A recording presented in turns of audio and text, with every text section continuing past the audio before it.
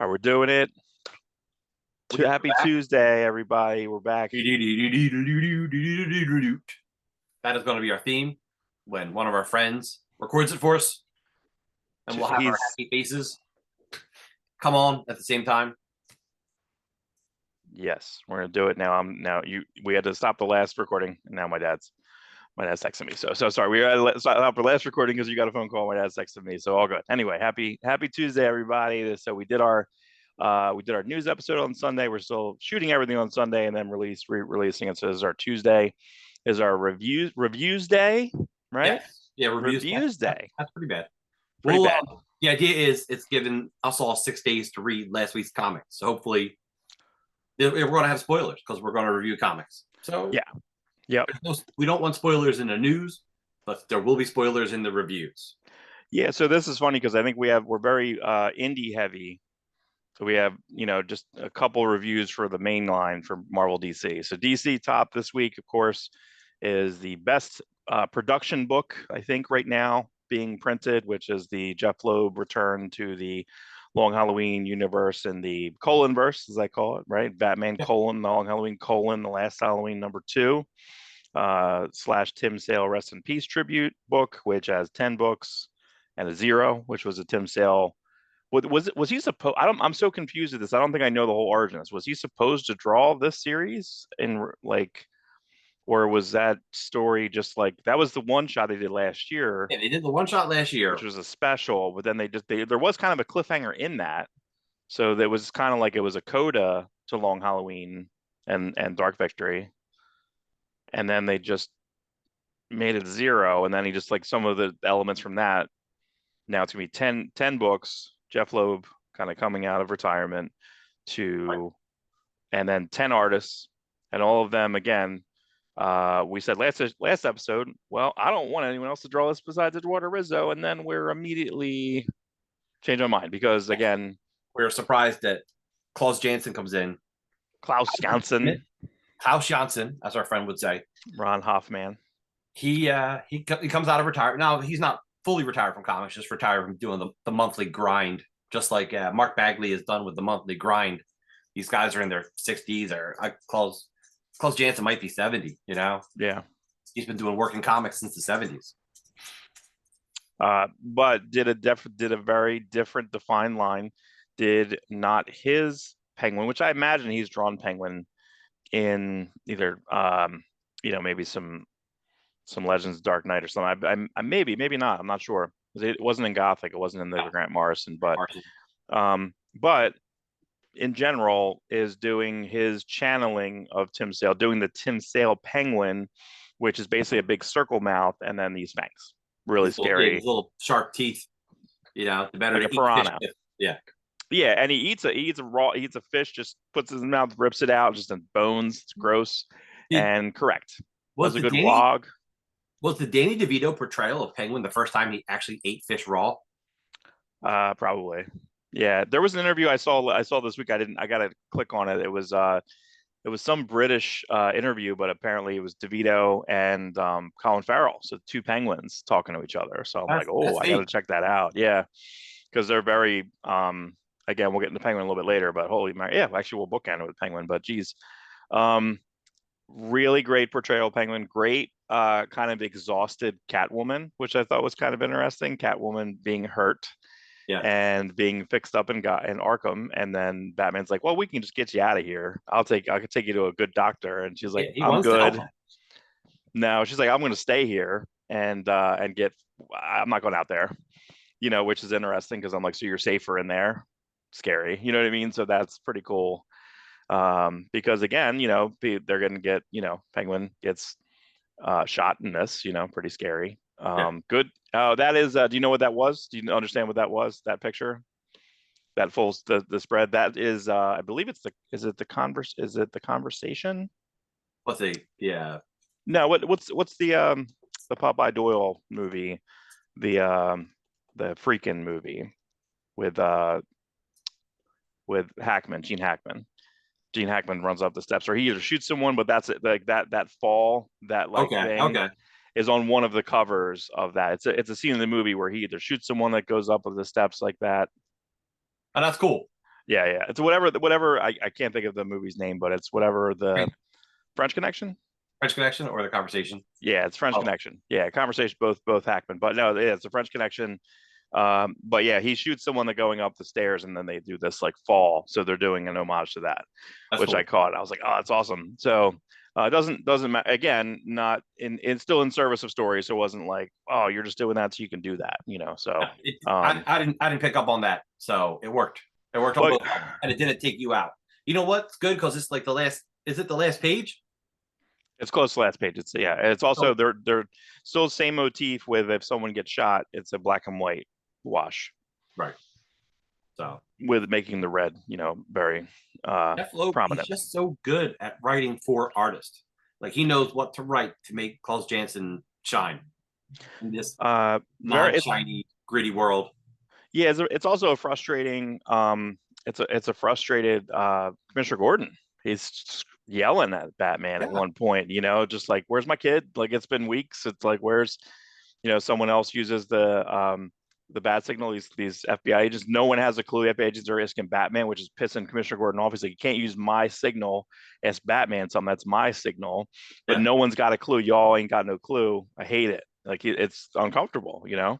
Yeah, it's high intense. It's an intense situation. Your kid's missing. You're not sleeping. You're not working. You can't think about anything else but your kid. You know. Also, knowing that, knowing that what we know about James Gordon's kid, this is also informing what is going to happen to him later.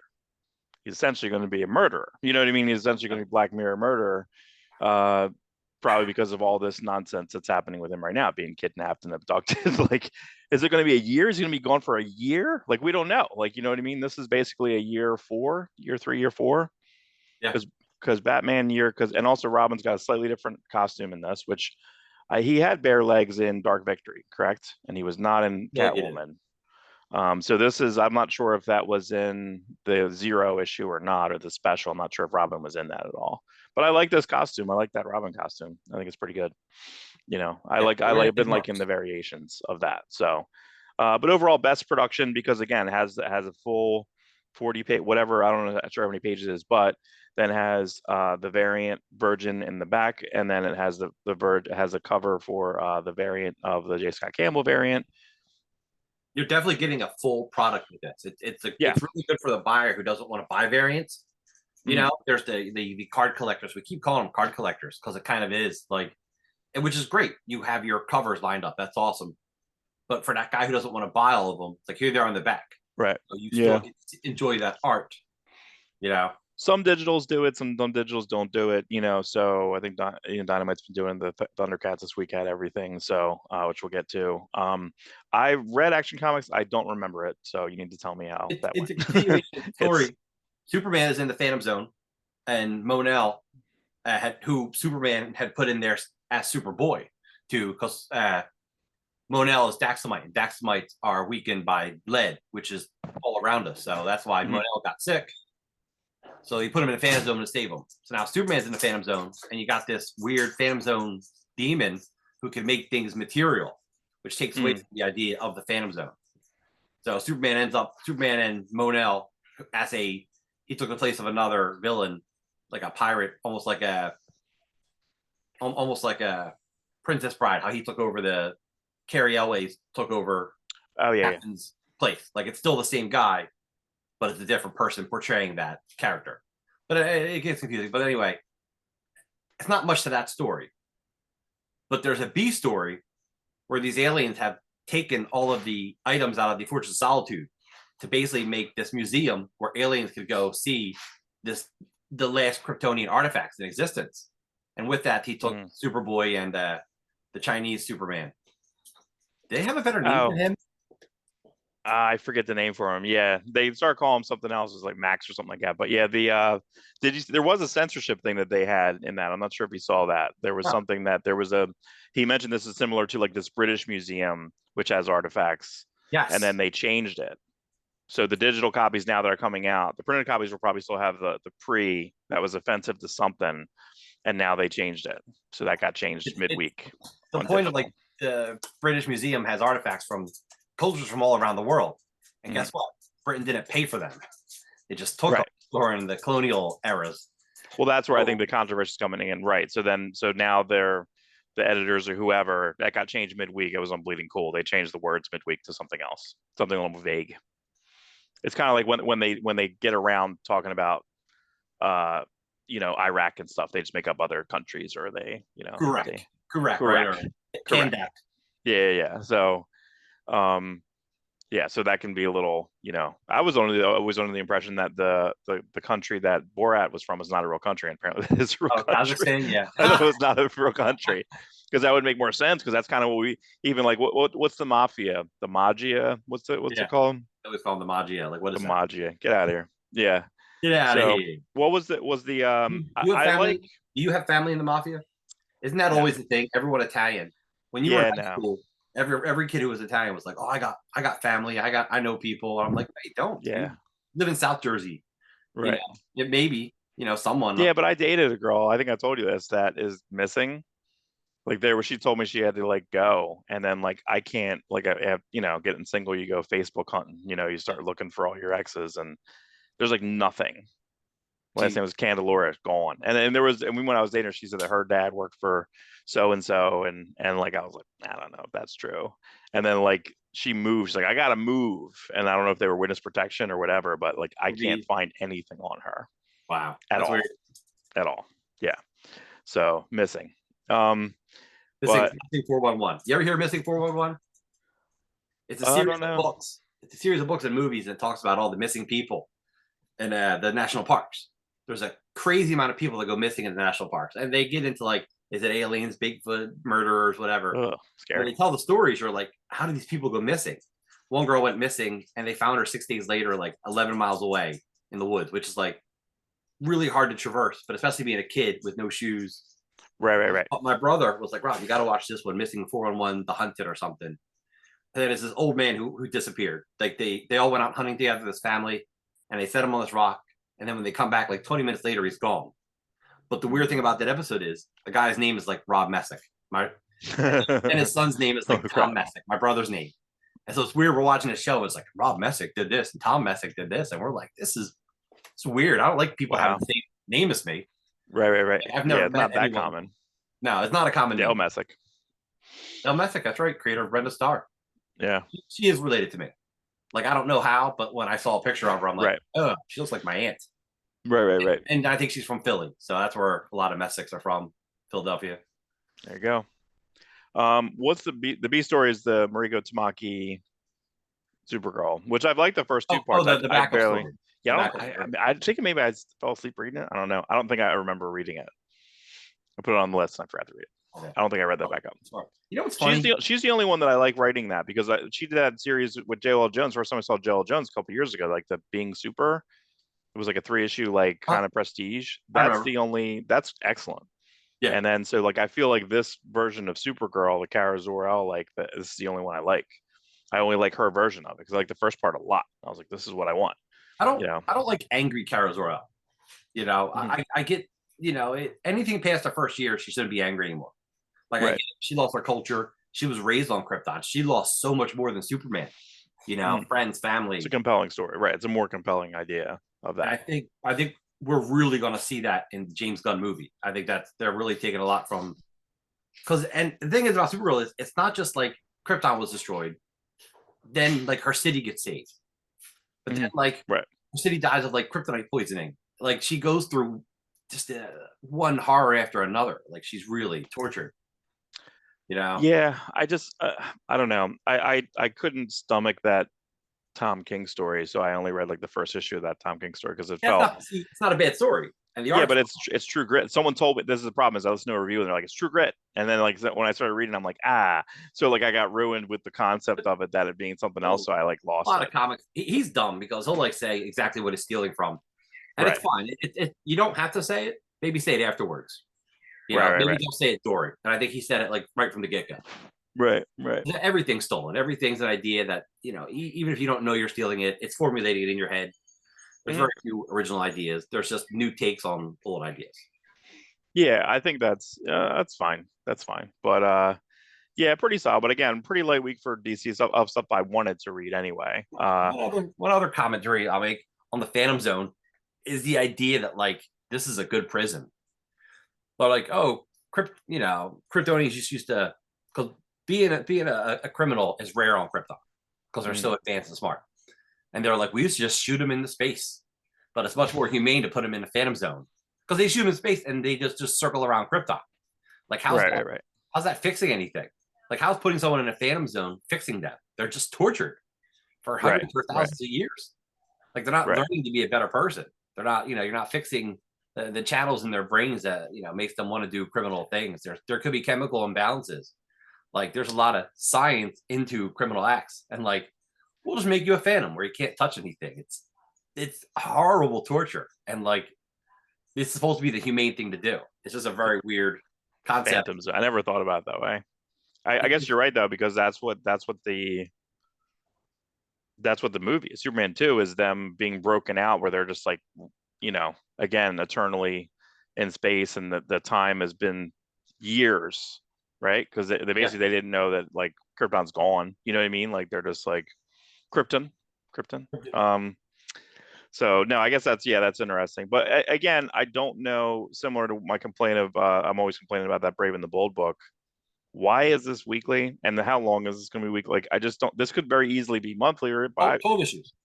I think Mark Waid's doing 12 issues weekly, and then it goes back to a revolving cast of creators. I just wanted to catch up to Detectives. That's my goal. I don't know if it is. I don't think weekly, as long as it's good. It's been good. It's been good. It's the best Clayton Henry, and I don't know who's coloring it, but it's the best. It's the best coloring on Clayton Henry as well. And I like whoever's drawing the backup is excellent. Is like just cool. I feel like they're really approaching the coloring like the way they color Dan Mora. Like they're kind of giving him that kind of vibe, which works on finest, and hopefully will work in Justice League.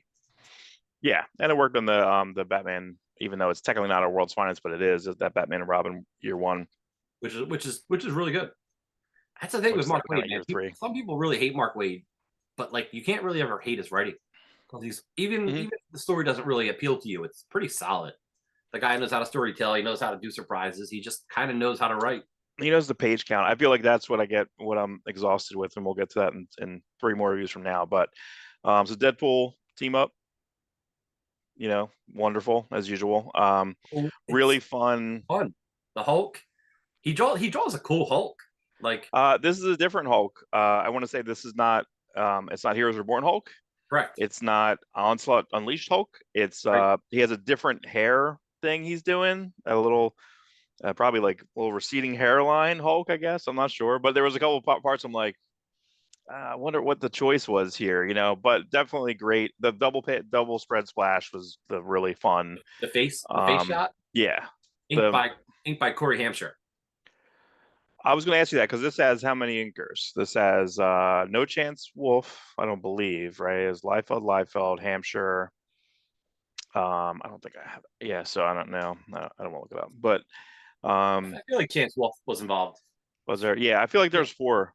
But it's interesting because like some of the pages, Liefeld's like, well, I'll ink this bottom panel and then I'll send the rest of the page to Chance Wolf, or I'll ink a couple faces and part of this and then I'll send it to Corey Hampshire. Like he's interested. See, when you're a young penciler, you want your inker to just be you. You don't want anything to change because you're trying to make a name. And then a lot of these guys ink themselves, and that's the best version. But as they get older, now they don't mind the weird inking. They'll hire an inker that doesn't even fit their style just to like see what it looks like. Like I hated seeing Bill Sienkiewicz inking Larson's as a really good thing where it's like, it doesn't look like Larson anymore, but it doesn't look like Bill Sienkiewicz, and we're getting something neat out of it. And I think Liefeld getting that like third person, I think there's less of that with this, but now I understand what you're saying is that he's going to pick he's sending it to the people with the strengths of what he's looking for. There are inkers who know to make it continue to look like Liefeld. It's just what version of Liefeld we're getting is what's interesting in this book. Yeah. But it's fun. There was 2 references. Kind of back to back up front. He's like, "Oh, this is Hulk 181." Like he just says it like right up top. And the first 2 pages, it was a little bit more like the movie meta. Yeah, and that's fine.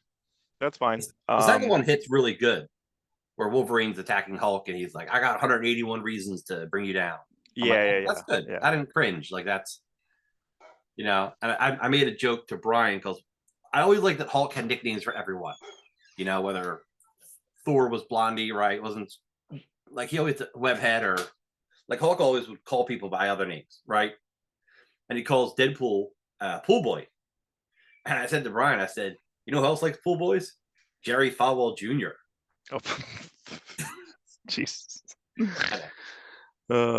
Yeah, I like that though. I thought all of it worked. And again, I like the Chris Starr is awesome. Dragon Lord's awesome. Yeah, so I just feel like this is it's as promised, as delivered. Like just exactly, it's exact. Like it's exactly what I want.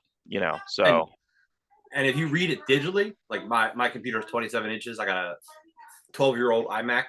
Mm-hmm. That double page spread looks incredible when it's like, yeah, probably Hulk head size. It's probably life size when you look at it on yeah. Or even holding up the comic, it's gotta be amazing.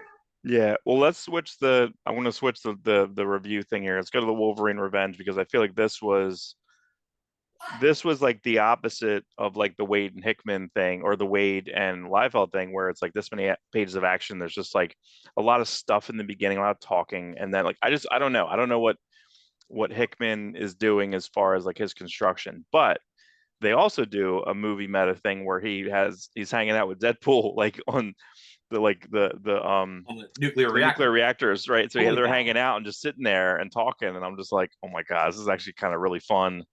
And then he just knocks them in, it's just funny. Like a commentary on the movie where they fall on top of the cooling tower in Wolverine Origins. Yeah, I just like I don't know what this book's doing because I don't even know who's left. He's like he killed 3 people in this, right? He killed like Deadpool, Omega. I want to say Omega Bread because what's funny is that I grabbed more vitamins, the Omega Bread. Yeah, well, I got a parody press book yesterday, at a shop, and it was the X-Cons versus Farce or X-Farce, X-Cons versus X-Farce, right? And they have so they have like the actual Omega Bread and high top Omega Bread. Funny. And it's all Bill Moss. It's beautiful. It's gorgeous. Yeah, really, really fun. Ron would probably call him Bill Mouse. Bill Mouse. Yeah, cool. Just great. Just was so fun. Yeah, but yeah, Omega Bread. That cracked me up. So, but I was just like, and okay. So, did you see the Greg Capullo controversy this week? A little bit, little X Twitter. Let's talk a little bit more about Wolverine Revenge first, because I do enjoy the book, and I feel like Tim Townsend though was once one of my favorite inkers in comics. I feel like he's not dark enough for this book. I kind of feel like the book should be written bigger. Like this is a 90s issue. This series is really about being 90s. It's Saber, it's Deadpool, it's Omega Red. Like, I don't know, I just kind of would like it to be. It's kind of weird for you to say this. I just want it to be bigger, darker. Like I wanted to read like a Capullo book from the 90s, like a Creech, Spawn. You know how ugly the Spawn was in his face and the garbage. It was always filled alley. Like, I just feel like I don't know. Like, you're killing these characters. It should just be cooler looking. It's good. It's really solid. It's so clean, but it's not a clean story. The art is cleaner than the story. I mean, he's fighting these guys. It's broad daylight. It's sunny. I'm like, unless he's trying to do a dichotomy there, trying to show like ugly things happen in broad daylight. Yeah, but the action's not as exciting. So this is from 93, right? Could be bigger. So here's a I gotta turn the background off. But this is a Capullo 93. All right. This is X-Force 21. And I got this yesterday for $1. And it's just all the action here is a bit bigger. There's a Deadpool. Actually, it's interesting. You got a Deadpool in here. You got Nick Fury in here. But just like I just feel like, and this is Harry Catanzarello, however you say that name. And this is actually, I don't think I picked it up because I think I had it, and I don't think I had it, but I have the Richard Bennett introducing Richard Bennett. Oh yeah, inks, which is too 24? Much. 24, which is I think is close to his last issue, or Yeah, I don't know if I thought I picked it up. I'm not sure. I don't see it in my stack here. It stands out. You read that issue, you're just like, holy crap. Oh, I do have it. Yeah, It yeah. looks So so different. it's definitely something. So but again, even this, I mean, but I don't think Richard Bennett is actively working. But yeah, they're just, I think the action, just the stakes, the stakes are I higher think I had in seen here. Richard Bennett somewhere before that issue, so I did recognize the name. I was excited to see it. Yeah, in general, like it's just, I don't know. I understand what you're saying, and I just, uh, it's I'm not it's not. complaining. It's just like I want It everything should be to be. bigger. It should be bigger. Mhm. If you're killing, again, we're spoiling everything here. But if you're killing Colossus, it should be huge because Colossus is huge, and they do a good job with the fight. Everything looks cool. Maybe I just want, those double page spreads.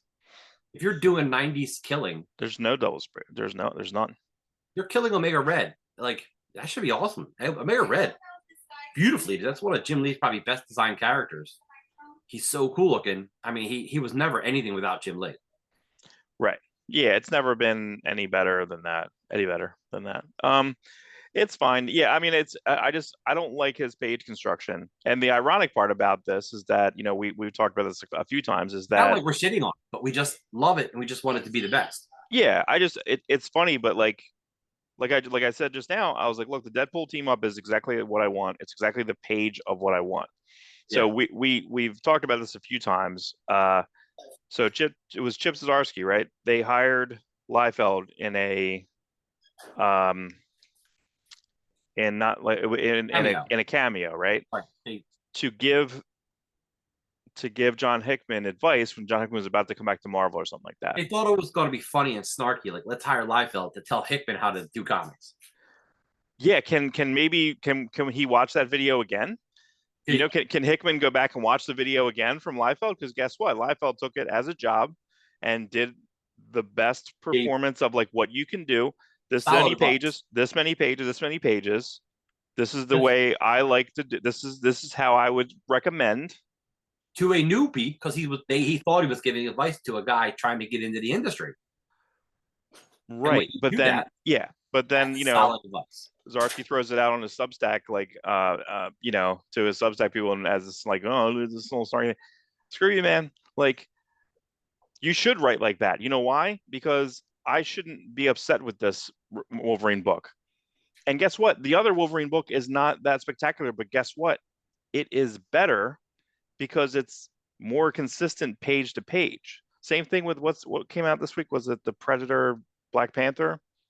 It's by the numbers, man. But guess what? It's not spectacular, but I don't have problems with it because it does exactly what it's supposed to do, because there's Black Panther and there's Predator. And what's going to happen? What I want. You know what I mean? Like it's Yeah. like, come on, like it's in the And title. within the confines of that, you can experiment, you can do new things, and all The first famous. issue did good. The first issue I think did the right stuff. Yeah. It was a great setup. You have Nick Fury. You have a great setup, and then I just think that like it's like he's not. It's like there's no arc in it so far. There's only like 2 issues left. I think it's 5. I think it's a 5er. So I don't know.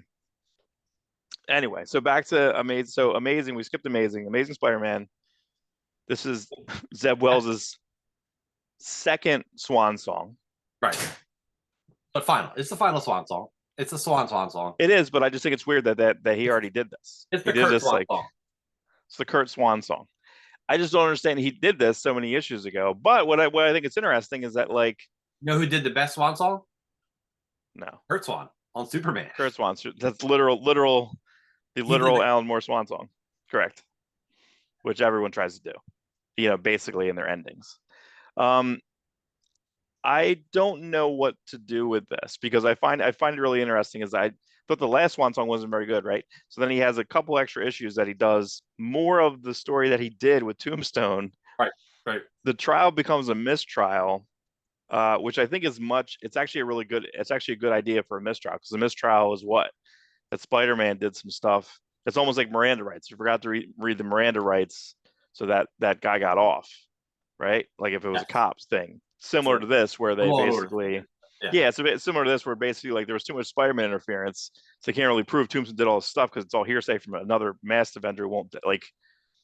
Meanwhile, Peter Parker's screaming in the thing. I'm like, all right, why would Peter Parker like does no one connect the dots? Where's Ben Urich, right? Like, is it like why is Spider-Man all beat up over here? Yeah.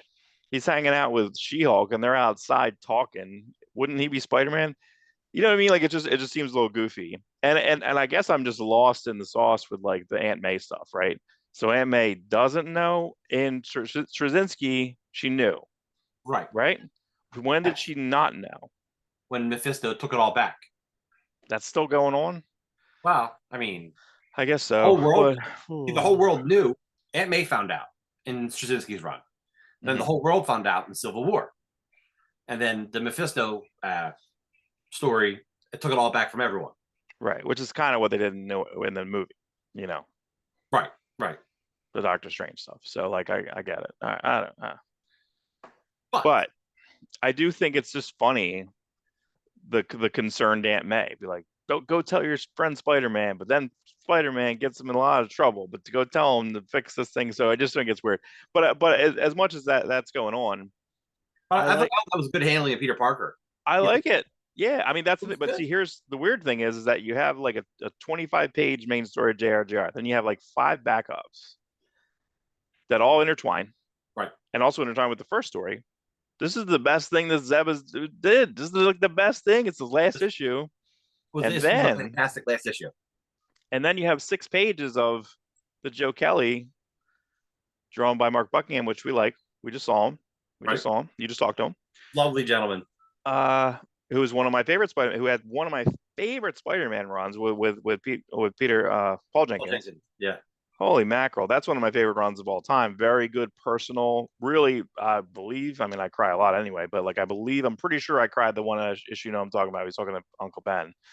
Holy mackerel. Might have been the last issue. Might have been the last. That's one song. What's amazing about Paul Jenkins writing Spider-Man is he barely read Spider-Man. He does the best Inhumans run ever and barely read Inhumans. Like, he's just writing stories that these characters happen to fit into. Right. Yeah, so when I read that Joe Kelly piece, I was like, I don't want to read this. I'm not interested in that next story because I'm just so satisfied with this. I feel like it almost like did a disservice to that. The only story I didn't like in this so far that I didn't like is like, when was there an agreement that Spider-Man has Wolverine's birthday party? What's he talking? Like, I don't even remember this. Like, it's not as if this is a callback. Was that something? It must be a callback, but I totally forgot that it happened. I don't know where it was established. I do like Wolverine telling him, was like, you don't have to do this every year. I don't need you hanging out with me. Yeah. And then, and then they kind of walk out. But it was a weird 3-pager. And I'm like, am I supposed to know this? Am I supposed to know this happened? An extra good ending to that is Wolverine's walking away as a Sabretooth kills him. Because that also is supposed to happen on Wolverine's birthday. Mm-hmm. That was established back in the Claremont years, where Wolverine would show up on his birthday, just kill him, or close to death. Right. So throw him in the ocean, like, because that was Claremont wanted to establish that you hadn't seen original Sabretooth from Iron Fist 14's real Sabretooth. Mm-hmm. Every Sabretooth since then was a clone up to a point. That's why, like, Black Cat beats him in Peter Parker. That's why Iron Fist and Iron Man would beat him. He's like, no, you guys haven't seen the real Sabretooth, like, since Iron Fist 14. And he wanted to set up like a much harder to beat Sabretooth. Because he's his, Claremont wanted to make him his dad, and that's why he knows Wolverine's real birthday. And that's why his present every year was to beat him near to death, and then I guess Wolverine would get better every year. Kind of a hard love, terrifically hard love. But it was neat. I and I enjoyed John Romita Jr.'s art. Like, when Sandman shows up, those pages look incredible. And then the reestablishing of like the Sandman, like resetting of Sandman, Flint Marco, like, because Sandman. Again. I always like William Baker Sandman, especially during Larson's run. Mm-hmm. Yeah. But I need my Flint Marco. That's my God. That's it. So resetting that, maybe that's a gift. Maybe that's something that they're going to leave. I never care about Mary Jane as Jackpot. I don't think I never like that. Feels like very Flash season 4, 5, or 6, like where everyone has powers. No, thank you. I don't care about that. I did like that she's like, oh, this is what it's like this is why you're late. This is like her. You're late all the time. Yeah. Right. That's right. So I do think that even in that there was literally gems of every Zeb Wells story, and I'm like, you couldn't have done this in every issue, because I feel like there's issues that just went by and like nothing happened. Yeah. And I was like, if you did this every issue, this would have been a great 60 issue run. Would have Like been that would have been great. It would have been Also, amazing. editor's notes would have been ASM. It would have and here's the problem. If you do editor's notes, and they have a couple in here and maybe a little crazy, is they do legacy numbering in the editor's notes. Like, I don't remember. You know what I mean? Like, I understand it's kind of cool having editor's notes in there, but then you're like, this is ASM this. I'm like, what number is this? 60? This is not ASMR. Spider-Man. Shoot Spider-Man. Whip. Yeah, I don't know. But again, I'm gonna see. I mean, listen, the people that are going to be going with them, because I'm trying to think who else besides I know that McGinnis is staying on, so that's fine. So yeah, so I just want to see that. I need those guys together. Those guys have great work together. But yeah, but not a whole lot of Marvel stuff this week. Image only had one thing that I thought was notable, because everything else, and I know I saw a lot of good reviews for Redcoat 6. Did you read that? I didn't read Redcoat 6 yet, or the second. Redcoat 7, I think it is. Yeah, that's right. And they have a Side Street one shot, which I thought was weird. Did you read High the Street first number issue? 1. No, I want to. Really good. I gotta have them build up, man, because I don't know. Like, I feel like I read some of Rook this week. I read through 2 or 3, and I want to get kind of caught up. I'd like to maybe eventually try to get all the Ghost Machine when it gets built up to a certain level, but maybe we do like a Ghost Machine like show, because I do think it's an interesting initiative. I think that it's you know what it feels like? It's funny because you have your Deathmates, I think, next to you, right? Yes. It almost feels like Valiant in a way, because Valiant was very pro, and this kind of goes into the next thing, or one of the things we'll talk about later, is that Valiant was very pro writer, and then it went to like having different artists kind of go in. You got better artists as you got a little further along. But I feel like this is a bit of both. I feel like this is kind of almost pro writer, but then you're like, oh man, fuck, Jason Baybock's doing the best work of his career. He's doing different work. He's also doing, and then you also have have different stakes for Brian Hitch. Brian Hitch, now he has a different style. Now he can do this book. But everything I heard about the newest issue of Redcoat is that the face acting is crazy good. Like, it's crazy emotional. So there's a couple guest stars. I already know a little bit about that, but I just want to I have to get caught up on that. We'll do a Ghost Machine deep dive. Now, how much did you like the next book that we want to talk about? I thought that was excellent. Actually, I caught up on that. So Blood Squad 7 STRIKEFILE #1. Yes. Or Die Hard is now in there. So Die Hard behind you. They have there. Yes. I never really showcased this. Maybe bring it up to the screen. What this is Youngblood Volume 2, number 13's cover that was solicited in previews, but the book itself never came out. It's when Liefeld was left Image to strengthen Maximum Press, and this book was solicited, but then the idea for Awesome came about, so they never got to do Youngblood 11, 12, and 13. This is one of the solicited issues. He was so it's Die Hard, and if you see down in the corner here, this is the original page, inked by Miki, I believe. But down here in the corner is a little piece of scrap paper from the first time I met Liefeld at a little Philly signing at Fat Jack's comic. Oh yeah, or Fat Jack's store in Philly. And I'm like, oh, can I get a little sketch? He's like, yeah. And he just starts doodling. It's the first time I met him. I'm like, this is a crazy, cool little Bedrock sketch. Oh wow, yeah, that's awesome. So you kind of put that inside of the. I put that inside so I can kind of display them both. And the main reason I have this here is just to hide all the junk on my desk, because I've yet to clean my office, which is what I wanted to do before we started this podcast. But again, it goes to. I just put up a background. My back there's a nightmare. My workstation back here, my bat cave back there for my other job. It goes back to what we said earlier. You can either be really creative or really organized, but it's really hard to be both. Yeah, that's really hard. That's really hard to be both. So especially with full-time jobs. But I feel like I warmed up because I read him in a row. Like, I think I really warmed up to Paul Fry's storytelling. Just gets better every issue. Really. Yeah, I think this is excellent. Yeah, which is a book I think we briefly talked about in the past. It's a Youngblood style team where it's been 30 years. They've been in the team's getting back together. but they have flashbacks to the 90s. And he's taking actual things that happened to original Youngblood, and now they're happening to his characters instead. So they have a character, is he called Man of War? Man of War, yeah. Man of War. So he's kind of taking the place of 90s Die Hard. And they're putting him in the story that was in the original Youngblood STRIKEFILE. And where they're saving Super Patriot, Eric Larson Super Patriot from, is it the Covenant of the Sword? I'm throwing I think that's right. A lot of 90s things. Yeah. That's right. It's a good retelling. It's a good issue. Youngblood STRIKEFILE was written and drawn by Liefeld, the first half, and it was a Die Hard centric story. Originally supposed to be inked by George Perez, but Liefeld, was, as it came out, he had recently hired Danny Miki to ink Youngblood, and he really was just enjoying what Miki was doing, and he kind of was looking at the Perez inks at the time. And as cool as that looked, he wanted to keep his style the same as Youngblood. Like he wanted to keep that same inking style. Yeah, it might have been too jarring. Sure, it would have been. Perez at that point was doing a lot of inking. In fact, I think he actually inked Marat Michaels on a cover to Brigade, and it looks really neat. Yeah, 3 or 4. So it's all right. Yeah, of the Youngblood series, correct. So Blood Squad 7, it's Blood Squad 7 STRIKEFILE, but it could just as well be Blood Squad 7 or Blood Squad 7 number 5. It's just literally is the next issue. Well, the trade, I think they're doing the trade. The trade is 1 to 4. Right. And then so this is, so I don't know if they're going to do the strip. Maybe they'll do STRIKEFILEs every 5th issue, maybe, because the next arc is 4, I believe. I mean, the trades are 4.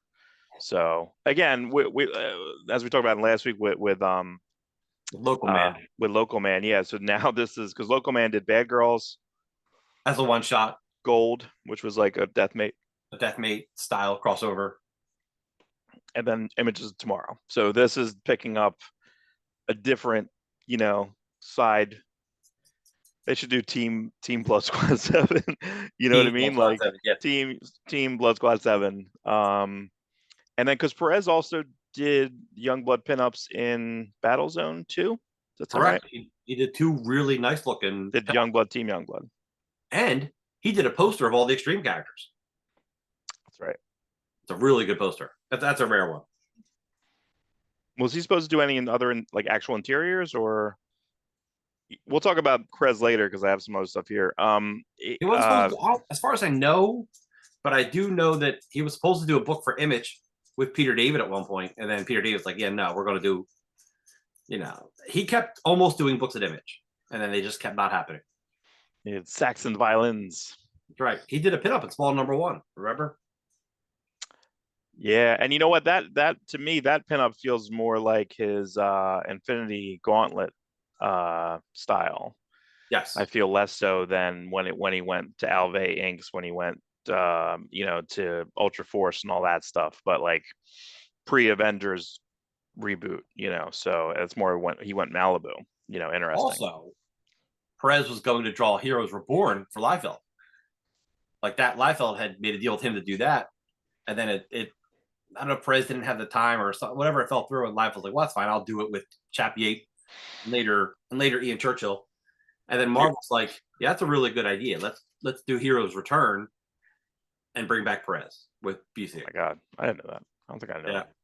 Jesus. Well, Liefeld and Perez go way back. Look at you, man. Look at you. Like the friendship I had with Liefeld, being the fan as the kid first, meeting them, and then Liefeld had that with Perez. Like Liefeld, every time Perez would come to California, Liefeld would like drive him around, or they go out to eat. Or didn't he save him a lot of money? Didn't he get like an early Perez like page or something? Didn't he save a lot of his money for? Yeah, he saved up to get like a $30 to $40 page, which is still a lot when you're a kid. Right. Right. Yeah. And I think on the invitation list in the Teen Titans issue where I guess Nightwing gets married, Starfire, Liefeld's name's on the invitation list. Is that right? Oh my gosh. Yeah. Like that. Wow. That's how close they were. Wow, that's great. And that's got to be before he had anything like Hawk or Dove or anything like that, right? Yeah. Oh my gosh, I didn't know that. Wow. And Perez is like, listen, when you finally break in, I'll ink your first cover. And I think one of the first covers he did for DC was on the Teen Titans reprint book. Mm-hmm. Yep. Liefeld did a cover and Perez inked them. Like super early. That's like one of the first things he did for DC. Wow, that's crazy. Yeah. I love this stuff. I also like that the back of the back matter of Blood Squad 7 has a very 90s lo-fi version of like the letters page and stuff, Yes. you know, which is really cool. So also, That's as we're figuring stuff out, I believe the comment on episode 3 from someone, it commented like, "I really love the lo-fi video of this." I'm like, because we really don't know how that's to open it up intentional. in different things. Yeah, sure, it's completely intentional. It's This is totally our intentional. this is meant to go up on Atom Films. Yeah, exactly. That's right. It's going to go in flash animation. But no, just really good entry. So I'm excited for like the second arc. I was slower on this one than I was for Local Man, but I feel like now that I caught up all the way up, and I was excited to read this because I like the cover. I was like, oh, I know what you're doing here. I see what's happening. So I was excited to read that, blow that through. I did talk about Paul Fry last week, right? Because I ran into him in New York. Yeah, because he's talking to Larson, right? He was Yeah, talking to Eric Larson, yeah, and then Larson's like, and you're like, you know, like, so what you're kind of like fanboying out like in two ways. You're like, well, oh, I like what you're doing over here, buddy. You know. And when I told him I read the book, he looked almost surprised. It's just like, no, people are reading your book, dude. You're not like, it's just weird. But yeah, but I don't know, like, but I feel like he's a fan. You know, he's doing the certain layouts, like he's trying really hard. Like I could think of when in Super Patriot was on the ground in this. Yeah. I was like, oh man, I know what this is. Like, you know, like I was like, I went right back to that. It was in either one or I think it might have been in 2. Because Super Patriot was a reveal of Youngblood STRIKEFILE 1 on last page, right? It was last page reveal. Yeah, and I want to say save him. Yeah, so 2 is where you actually see Fry doing the homage of scenes of issue 2 of Youngblood STRIKEFILE, which is 92, 93. 3. Yeah, just crazy. So I think we talked, I guess it was off air earlier, we were talking about what is Valiant, what's Alien Books, what's all this stuff, because I put on there that Kevin VanHook, which I think Kevin VanHook has stuff in the Deathmade books there, either written or drawn. But he had a main story in Black, White, and Bloodshot #2 this week. Right. So to which I thought was a pretty excellent, cool book, man. I thought all 3 stories were good. But the Kevin VanHook story was a little bit longer, had a little bit more to breathe, but I liked it felt very indie. It's really somewhat crude. I don't think Kevin VanHook has drawn in a while. He's a very good, very talented for sure, but I feel like he's a little rusty, and it made it great. I feel like it made it great. When you get like a hardcore indie guy to do something Valiant or Image, it just works. When you see the kayfabe guys, the Sholey, Rug, you know, Fife especially, he's touched everything, and it looks incredible every time he does. Yeah, the second and third stories were done. One, I think the guy doesn't speak English at all. I don't know. It was like just almost like a manga. It was almost no words. Second story, really good. Third story was a like an Akira thing because it opened up with like the explosion, and I was like, oh, okay. So, and again, that was also really good. But the first story, yeah, Kevin VanHook wrote a lot. Either wrote in layouts, and I think he wrote. I mean, I think he did some Bloodshot for a while too, but yeah, just something about, I think this, and I imagine if I look Kevin VanHook up, he's probably 60 something because he was an early 80s artist, a lot of indie stuff, but worked on a lot of Valiant stuff with Shooter. Right. I just really thought it was cool. Like, and I think that, and I will have to fact check this. I'm pretty sure, even though I think you might be right, that the Black White thing was probably Batman first, and then it went to Black White and color, Black White and Red, which is Grendel. Right. And now it's like everything. Yeah. Now it's like Turtles, but this book does green. What I want, because I think all the DC Black, White, and Blank, they do it all wrong. Because I don't think it should be Black, White, and Red, not Black, White, and gradients of red. So it's basically colored book. Black, White's like, I just like, I think that makes it better.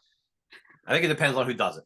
Some people can really work that and make it. What was the red, white, and blue? So like to me, like you're doing red, white, and blue, which was like the only one I liked, of course, which was the Danny Warren Johnson one, which I own. I got that in a dollar bin. Yeah. Also, yeah. Tears, but like he did something in that too. God. I just don't. And again, I thought unreadable was the Wonder Woman. Black, white, and gold because it was just garish. Like everything looked rough. I didn't like any of that. I can't even remember a standout story right now. Usually I can. Marvel's been holding off on that. I think we spoke about it briefly last week, but they're doing a Black, White, and Red Venom. which they haven't announced. And I think I said Larson had a story done for like a year and a half now. Oh wow.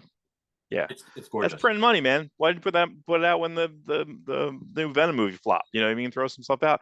You have Venom War, Venom, but what if Venom? Like Oh, you have so much Venom crap. Venomverse versus Spider Verse. How tiring is that? I'm exhausted. I can't I even mean, say it. I love Venom, but like I love Venom when he would show up every year and a half.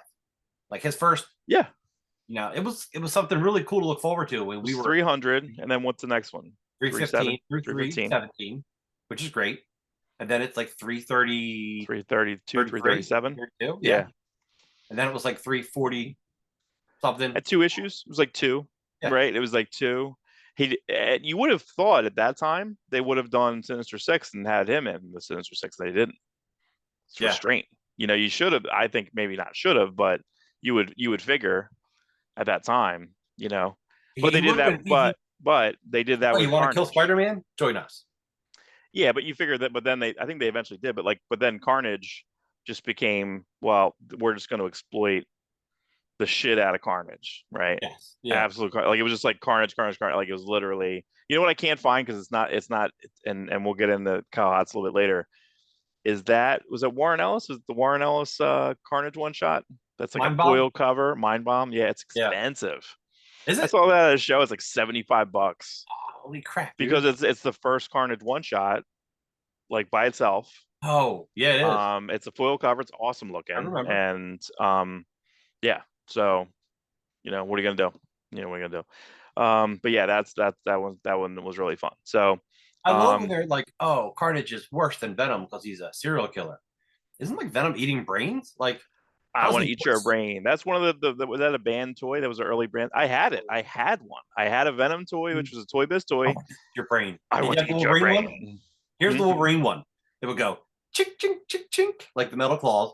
Then it would Mm-hmm. go Claw City. Claw Oh City. wow, You want to live in Claw Claw City? City. And then he's like, and then it's a slice uh, and dice. And it said like three things. Claw City. yeah, Slice it's so funny the violence, non-violence of that of the like I'm gonna eat your brain, right? yeah. I'm gonna Claw City. It's always like, and there was never any like you couldn't see any penetrate. Like there was No penetration mark. no penetration, no Of murdering, blades. Of no blades. penetration of blades. Um, I don't think Blade likes that though. yeah. Now I know I don't know. I don't think you went in comic shops this week. I was in two different ones, and I saw the next book there. Distilleries really got it, man. I don't know. Yeah. They're This doing had a good. really good. Have you seen the cover of this? So the main cover is a Becky Cloonan cover, but she must have drawn like an overlay, so it has like an extra design, almost like I wish it was almost glow in the dark actually, because there's like an extra overlay of like all this like smoke and stuff around the main character, like the witchy character, and from her story, and it's that shiny. It's whatever Liefeld put on his Last Blood 2 like special edition thingy. Oh yeah, that. It's like yeah, so I don't know, it's hard to describe like what it is, but it's like an extra oversheen, and then actually it's kind of like this. So because I have a book here, but this is a foil, but it's kind of like that. Oh, So I did read that. did you read that? Yeah, we'll have to Yes. go. We'll have to go to my whole section. That smells good. Oh my god.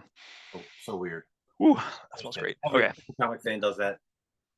Uh, but this was a good. I have to say that the anthologies right now are pretty fun, man. That's the Like one book I forgot to read. the EC What you're book talking squad. about? Like, oh, Yeah. So the Come and Find Me, which is an autumnal offering, is distillery book, and distillery just has a really good, and it's like an album format. It's like it's basically DC Black Label, but DC Black Label forgot, because DC Black Label came out and they just like aborted their own thing immediately. yes. They only do the size every once in a while. Then you have some regular trim. Like it does. There's no good idea for Black Label since the Batman Dick book, right? Batman Damned with the Dick, get that Dick in there. So like the second they had that, they pulled back on that. They put the Dick in shadow, leave the Dick out. That's what I always say. But no, they basically like they were going to have so DC Black Label was going to be Vertigo, a newer initiative, art centric, some good stories. So the first story they did, they pretty much like on day one got lots of press because they had Batman penis in it. So then they censor it. All the digital copies were taken down. The digital copy you could see is too dark. Even so it just was rough. But these guys, whoever's running distillery, I don't know the exact lineup of the distillery lineup, but it's the guy who head up the original content on Amazon on Comixology. Okay. I forget his name right now. But he left Comixology because it's just a mess.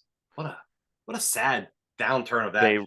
They ruined it. Yeah, they ruined when Amazon retook back over. But the format, basically, they're all magazine format. They're all prestige. They all have a little bit of a binding. They typically have some type of overlay, but their most recent ones, and I've seen all of them because Ron's Comic World in Hainsport had kind of every offering that they had. They had the distillery like mainline book they put out earlier in the year, but they had your stepbrother's brother, which is I don't think that's the name of it. That's the Eduardo Rizzo Azzarello book. You got the Scott Snyder White Boat with Franco Villa, same thing, same type of coloring thing, same type of overlay. White Boat 2 I didn't read yet. I was trying to last week, but I didn't get a chance to. But they're just doing, but every story, and there's like 6 stories in this. The Becky Cloonan one is the best one. They did kind of a cool idea. They plopped it right in the middle, because if it was up top, I would have I like every story less than that. So plopping it right in the middle, genius, because every story leading into it, but a lot of good, and I like what it's called. An autumnal offering. It's literally just like a bunch of cool little stories, and they're all good. They're all good. So yeah, definitely throw that in. I missed the review time, but I'll still read it. Yeah, same thing with the next thing is that, and I'll have to, that's when I think hopefully next week we're gonna have an extra component where I'm gonna try to have like an extra screen where I can talk about this, because Savage Sword of Conan 5 came out, and it was basically a King Conan story, almost 50 pages, Jason Aaron, and he's doing the King Conan continuity that he had in Marvel push forward. And I want to thank Jim Zub for this, because in the story that he had on, I believe it was Word Balloon interview, that he was at a show, and Jeff Fisherwood, who drew at least 30 to 50 Conan comics from 200 issues right after Silvestri, co-plotted a lot of those himself. Inked a lot of them himself. I think he might have even started inking over Val Mayerick, but he mentioned him. He's like, "Oh, I love what you're doing in Conan right now for Titan," and he's like, "Oh, we would like to have you." He's like, "You don't want me. I'm not, And the whole thing with that is like, well, Zub's guy's like, "No, I have some pull over there. We would love to have you come over and do this. This is hands down." And you can talk about your Jeff Fisherwood experiences in a minute. 1 second, but this is the best Jeff Fisherwood I've ever seen. And I don't know how old he is. We're all old heads, but I would imagine he's in his late 60s. I don't know. It is hands down the best. You'll see. It's the best I've ever. I'm speechless of it. I can't believe it. I'm excited to read that whole. I haven't read any of the Titan Conan books. I really want to. I just haven't had the chance to dive into it. And when we do, we're going to do a whole deep dive. You have to read them, right? But you have to read them in all the order, because right now, like I said, what they're doing with all the Blackstone stuff, like you have to read them all kind of like in a row, because it all kind of fits. I only read stuff in order. Yeah, I'm so ridiculous about it. You could read this by itself, but it's better. You get more out of it. Fisherwood, we were both fans of him in the 90s. He had a really good Doctor Strange run, and probably has the most famous of Doctor Strange covers with the hologram where his magic spell is being done. A piece of artwork that Jeff Fisherwood has held on to and will not sell, despite the fact that he would probably make a killing on it. And he also had a really good Namor run when Reed Richards was missing. We thought he was dead. At that point, we were like, "Oh, Reed Richards and Dr. Doom are dead." Of course they are. It's the 90s. Everyone dies. But yeah, I'd met him at New York, and he had said that he had drawn this double page spread in one of the issues of Namor. And Marvel's like, "Oh, we can't use that page." And they just took it out. Didn't fill it in. They just took out this double page spread. And I think it was like Sue's in bed, and Namor's like looking back at her, like no nudity or anything. But it's just implied that they had just, got it done. And Marvel's like, "Yeah, we can't show that." And rightfully so. It does not fit Sue's character. Like Sue's right. I mean, we don't know. We only guess about their relationship. But Marvel probably likes to promote that they've never actually done anything. It's just always been a crush. That's that's how far Marvel wants to go. But yeah, so yeah, I talked to him about it. He'd explained the page to me, and he's like, "Oh, you want to buy it?" I'm like, "I wish."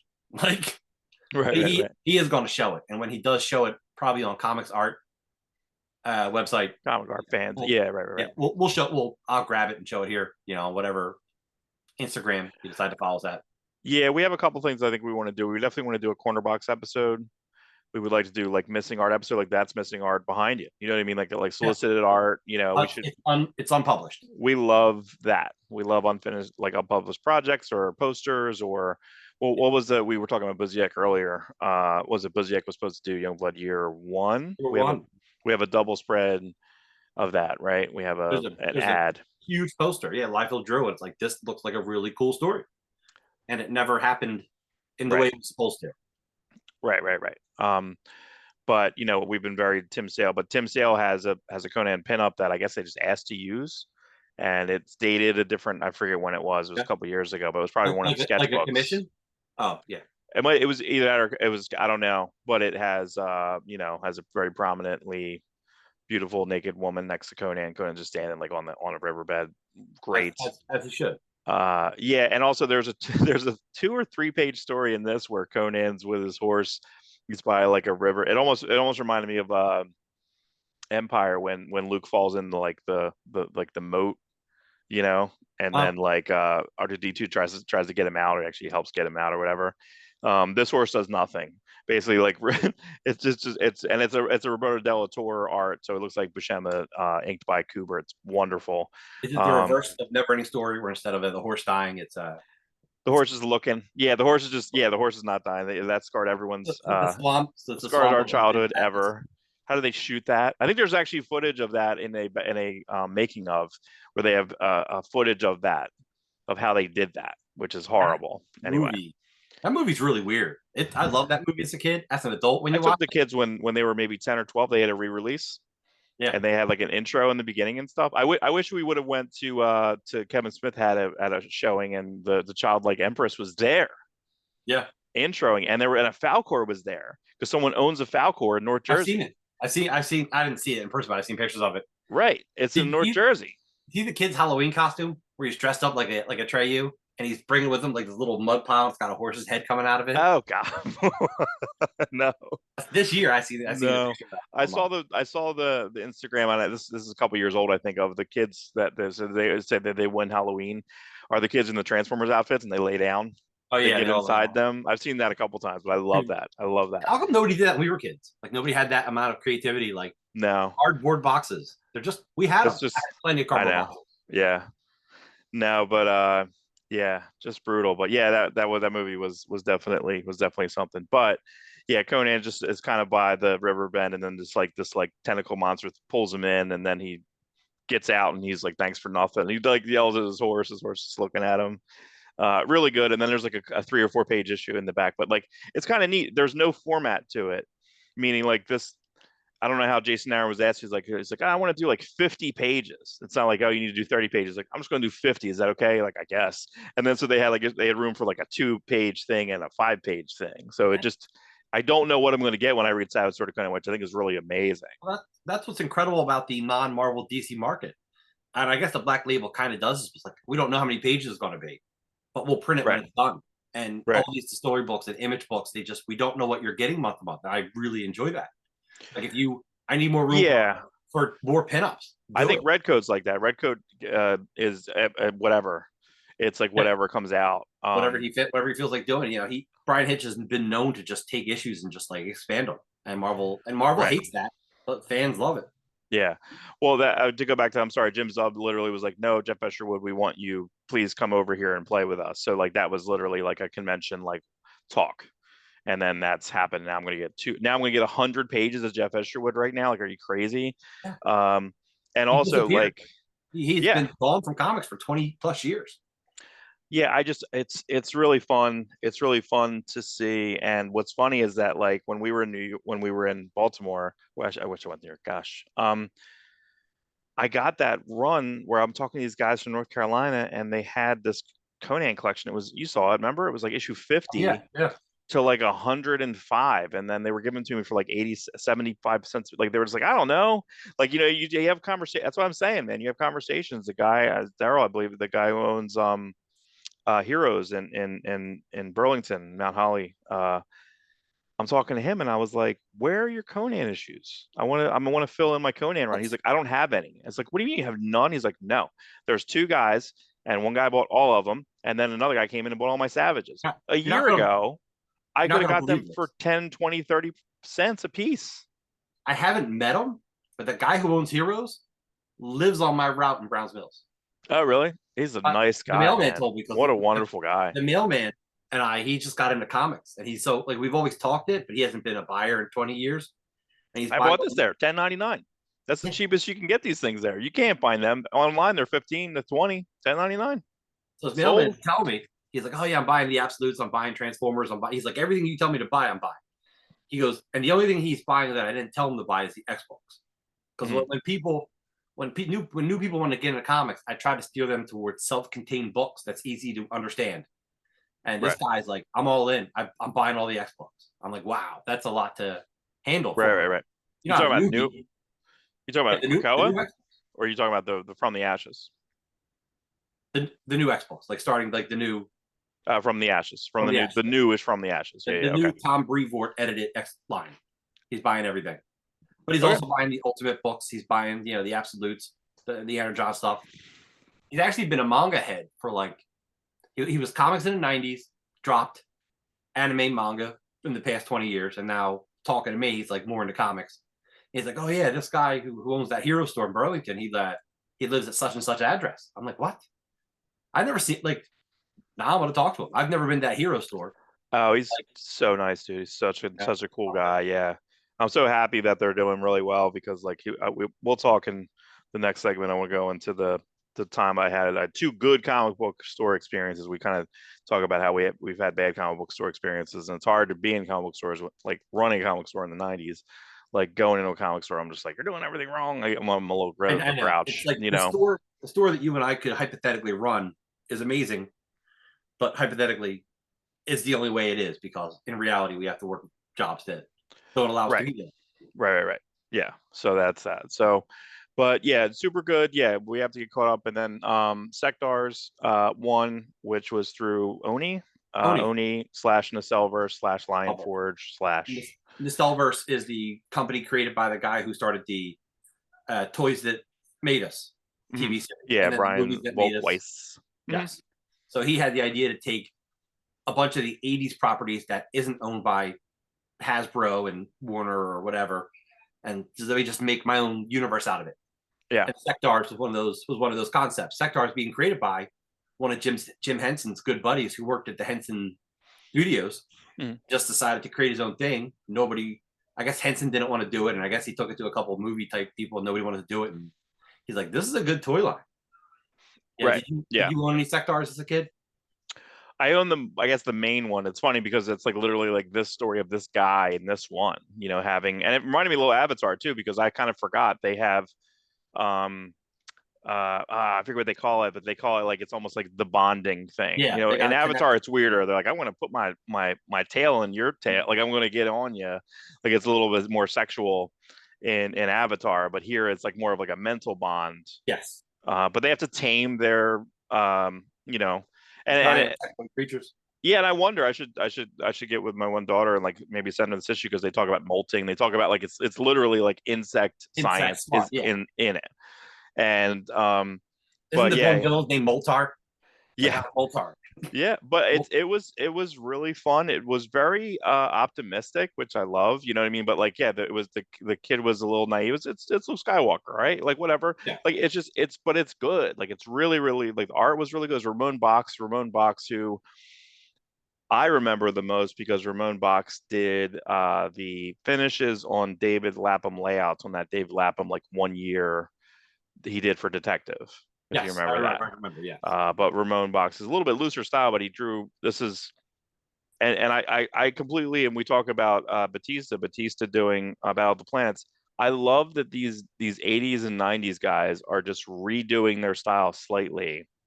Batista's doing a complete like And I saw it's so funny. I almost bought Steel #1 yesterday. I was looking at it, I was like I almost got it. But that was my first Batista, Chris Batista, Not Dave. early art, not Dave Bautista. But from box, same thing. Like just like really like enveloping the style. Production really good all around.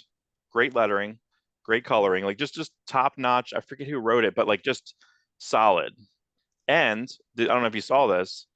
You know, did the cover? Do you realize Dustin, you did the cover? Yeah, Dustin Dustin Weaver. Weaver. Right. It's So our gorgeous.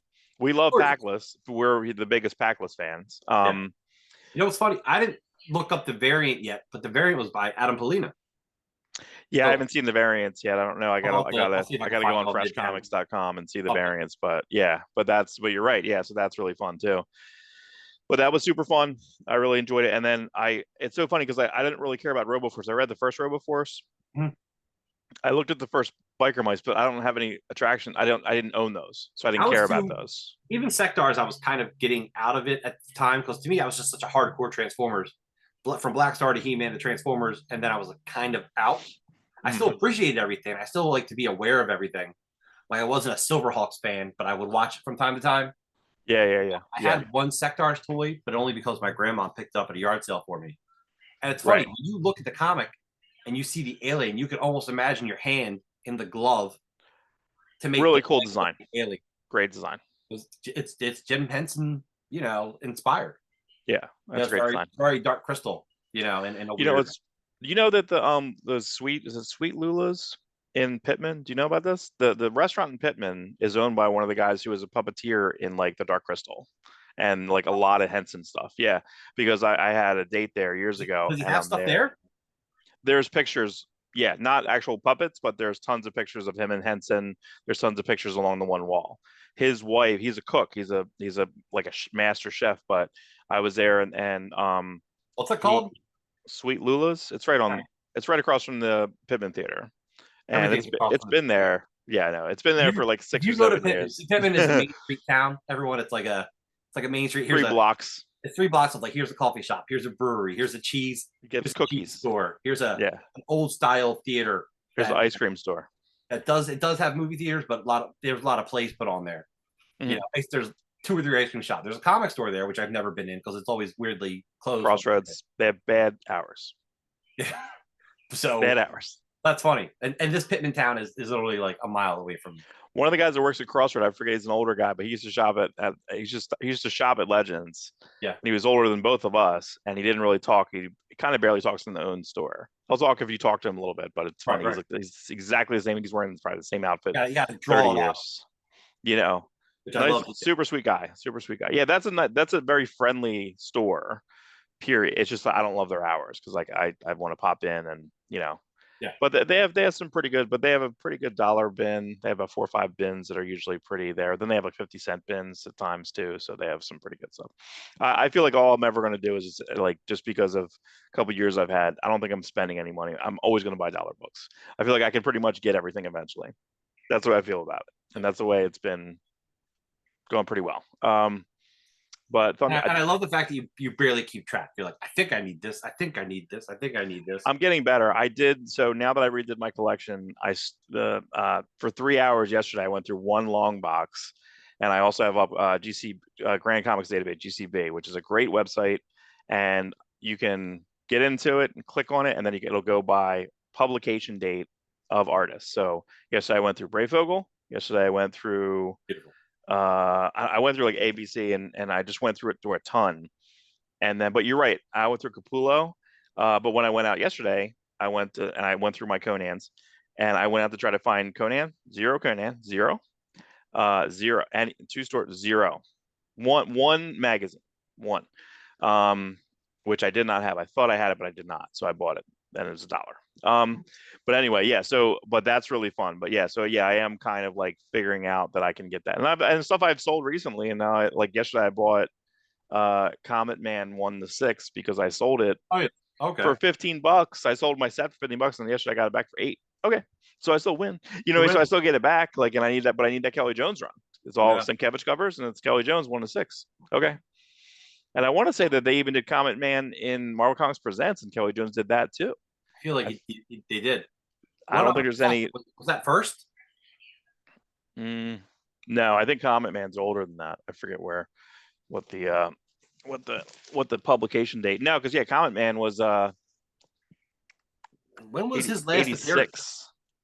86. When was Comet 86. Man's last appearance? Again, this is Derek's store. This is Heroes. $12, but then I got it for like 20% off or something. He's like, $8. And then there was another book that he's like $2. And I'm like, yeah.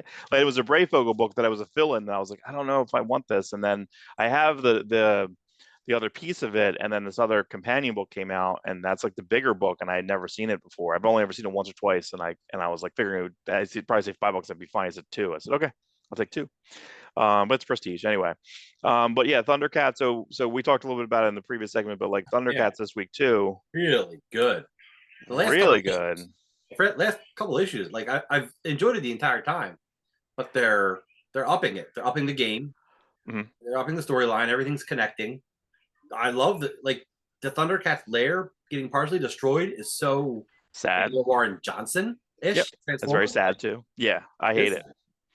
I got more destroyed.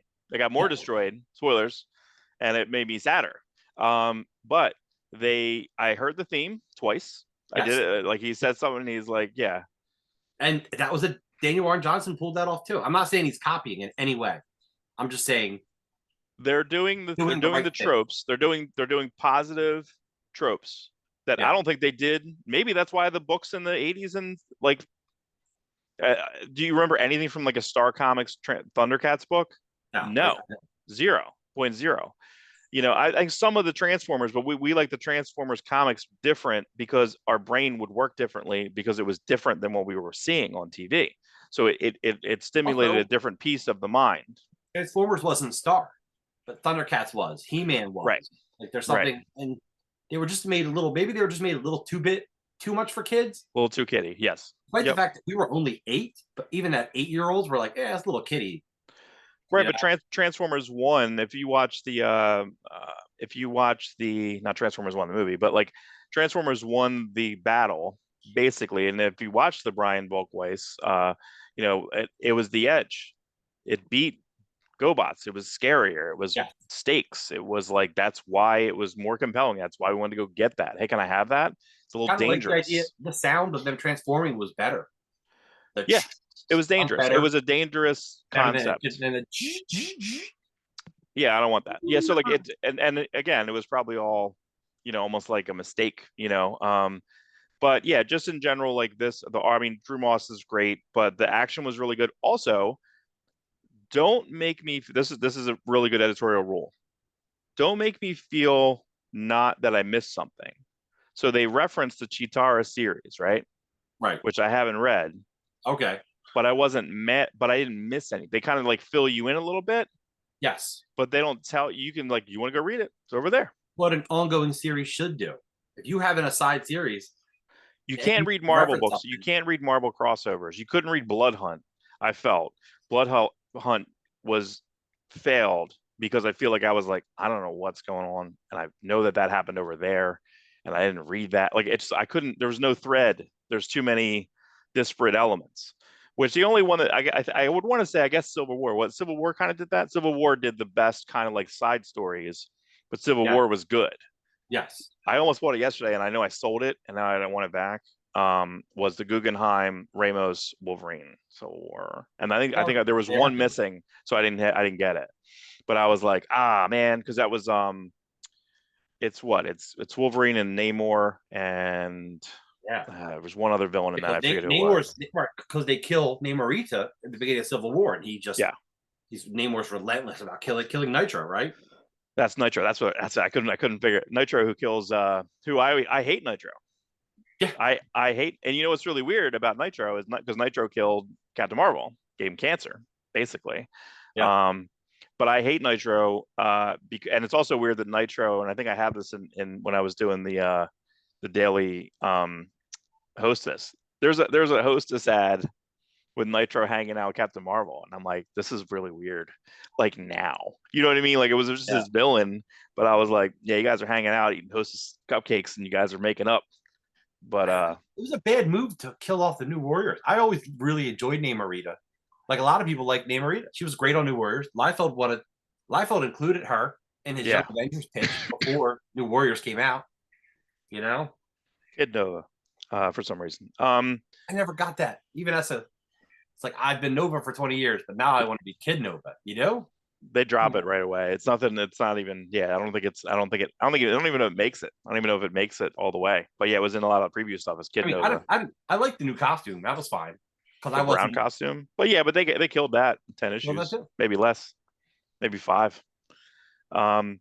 Yeah, that's we should do Until a the we should do a until the reread of that. Assyrian. That would be. I would want to do a reread of the 25, 1 to 25 potentially. That would probably be a cool reread. I I love the really Assyrian like. storyline. The storyline where the Sphinx kind of. That's what I was. Yep. We're gonna do you talk about that? Yep.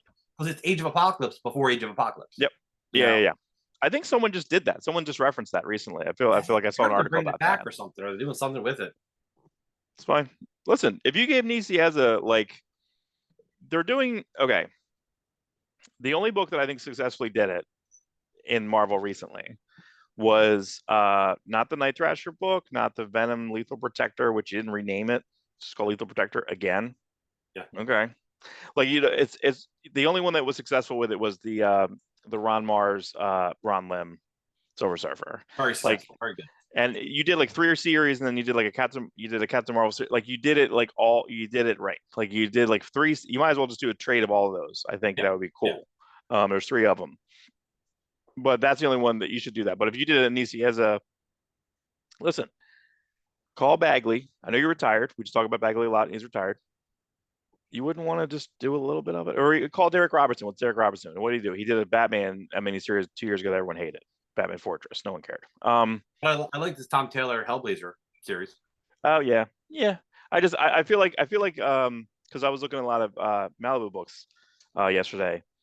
It's that Robinson has a very strange career, right? Because he did New Warriors. He was and then first off he did Space Beaver, which I had to trade for that. And I'm so mad I don't know where. I don't think I sold it, but I think it was 3 trades. Like you can't find them now, but Space Beaver was his like independent like book, which was like it was just the anthropomorphic black and white craze.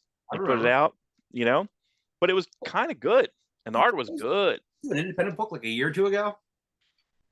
You bring him back? Did he come back? I don't know. Like, see, that's what I'm saying. I'm saying like there's no access to that. Yeah, can I have like I don't know.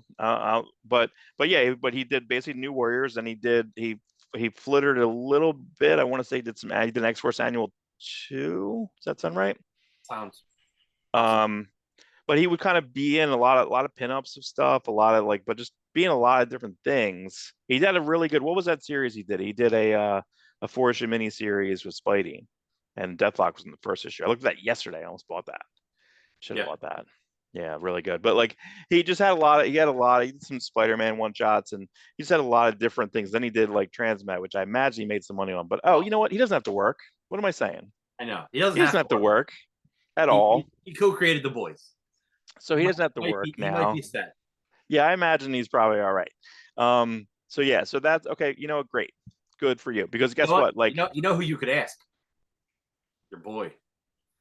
Mark's friends with Nick Barucci. Yeah, so somehow super nice guy, way nicer than he needs to be. I don't think I've ever said this in public, but I was going through a painful. Well, I think I've said this in public. Went through a painful second divorce. Awesome. But I don't know. And I even said this to him. We went out after everything kind of calmed down a little bit. We went to Buffalo Wild Wings in Morristown. And I asked him, I said, do you have a timer or something? I told you this. I would have a bad day. We would talk on the phone. And then either before I talk to you, there would be a text 11:30 at night. You okay, bud? How did you know? I had a shit fucking day. How did you know? And I asked him, I said, he's like, I don't know. I just I felt something. And I'm like, what do you mean? You're the busiest person I know. I feel like Seinfeld. You're so fucking busy. He's so busy. It's crazy. I've been in the office a couple of times. It's insane what he has on his plate. It's insane. I don't know when he sleeps. I don't know. He's texting me at 1 a.m. What do you mean? How did you know? I just don't understand it. I see you have a timer for a handful of friends. Do you just have a list? And apparently this is just industry wide. If there was someone that had some weird words about him recently, and then there was 25 replies like, no, you're gotta be wrong. Here's 25 instances where I'm right. And like I was like, holy mac, like big, like Ennis, like just a ton of people, Garth Ennis, like ton of people pop up.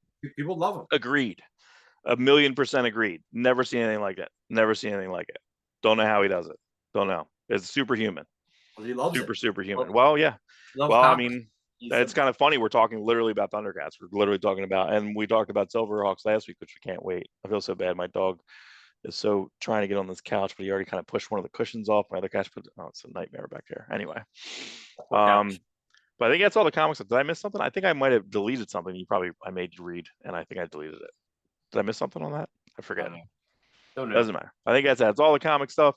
Any media stuff? The only thing I had was Penguin, and then we can talk about your catch up, your recommended catch up. But Penguin this week, I fell asleep during it, and I watched the end of it last night. Oh man, they're building this. First off, I don't know how they're doing this. I get so nervous. So Penguin in this one part of this episode is just on a street with 1,000,000 crime bosses, and he throws them all beers. Yes. Right, like a low. And they all tell him how shit he is. They all tell him how, like, you betrayed me, you betrayed me, you betrayed me for him, he betrayed me for you. Like, it's like, and I'm just standing there, I'm like, oh my God, why aren't they all just shooting him? Why aren't they all just killing him? And it gets so, and he's just throwing beers to everyone, and then one person opens a beer. It was such a cool scene. It was so cool. Yeah. And then you're watching the last guy, and even is it his grandson or his nephew or something who tried to bring him in? He waited until until the old guy did it. He's like, I'm not popping my beer because that's my uncle or dad or whatever. That's the guy in charge, regardless. The triad. I'm not going to pop my beer until I know he does, and we're all staring at him like, oh. And that guy's been in a lot of stuff. He's great. He's super, you know. Yeah, he's always. And I'm like, oh my God, I'm so uncomfortable. I'm so uncomfortable. And then you go, and then he can't. It might have been in the last episode. He goes to the mayor or whatever. He goes to the councilman. He's like, you're turning the power back on, Crown Point. Yeah. And you're like, oh, and I forgot about it. And then at the end of this episode, spoilers, power comes on, record players on, which they just do the best job. Every episode, I want to say, does the best job at like songs. I do not know. I don't know any of these songs. I have no nostalgia for any of these songs. Right.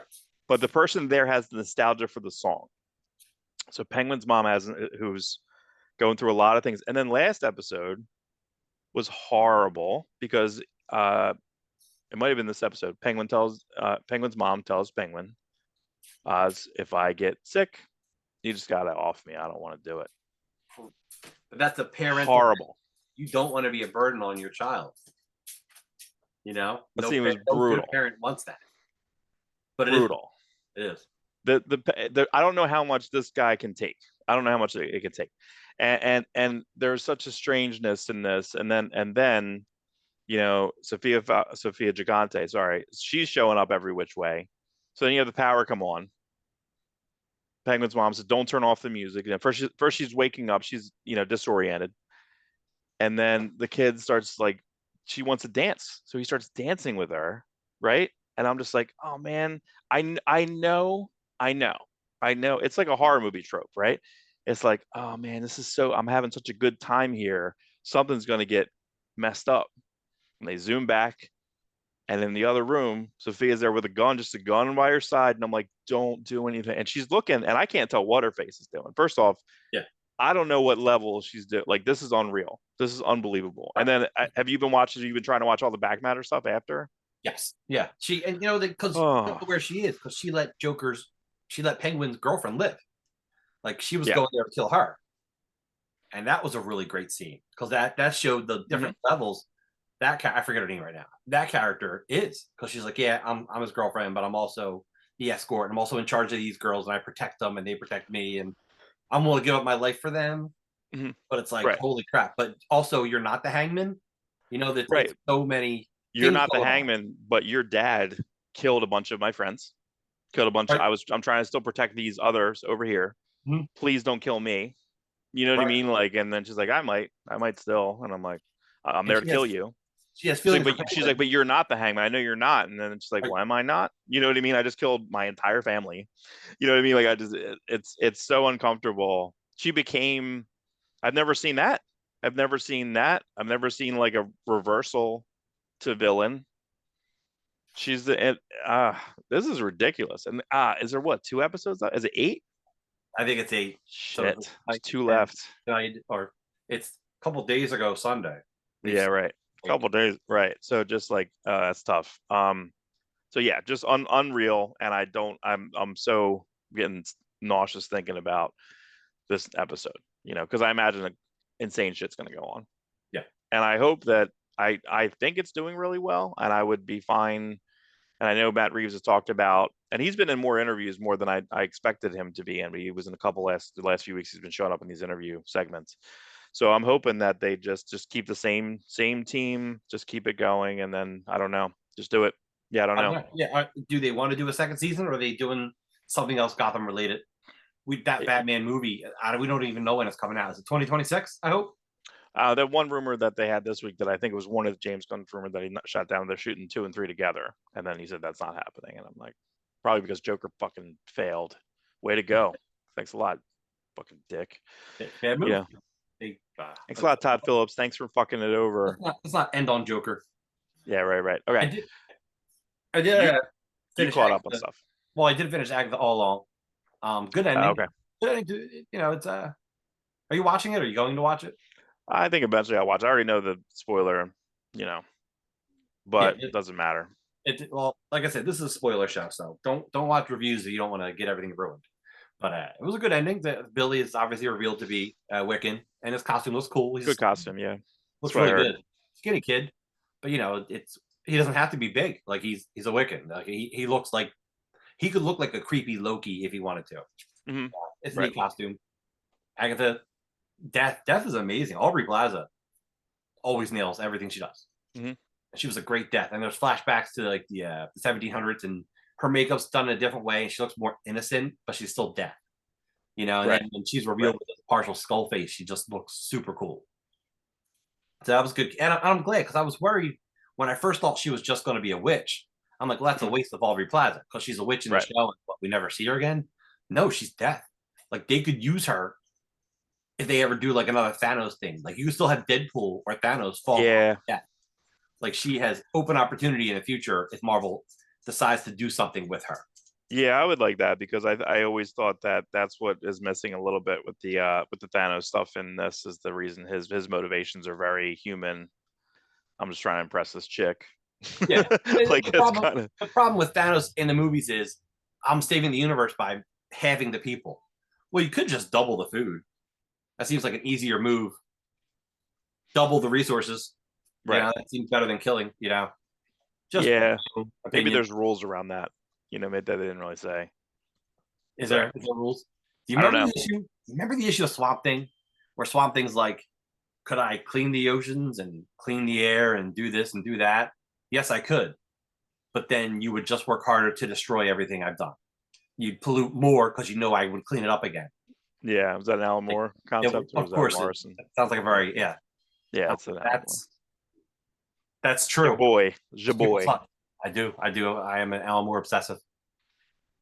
I'm mad at you. Nah, he's to help keep me in comics. You know, yeah. He made me aware that this art could be elevated. You know, he's the first time I was in comics for the. I mean, I like the writers, but I was in comics for the artist. But I just kept coming across him, not knowing he was already popular.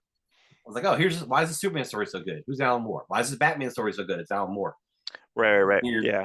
It's neat to discover someone that way. And then you go to a store and be like, hey, you guys heard of Alan Moore? Which, of course, everyone did. Everyone's like, okay, rookie. Rookie.